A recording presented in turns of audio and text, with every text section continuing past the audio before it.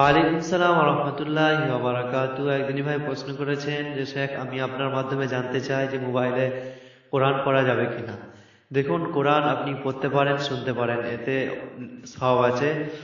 আপনি কোরআন পড়লে যত সওয়াব পাবেন, শুনলেও ইনশাআল্লাহ অতই সওয়াব পাবেন। তবে কোরআন আমাদের বুঝে পড়াটাই দরকার। কোরআন বুঝে পড়লে বেশি সওয়াব পাওয়া যাবে।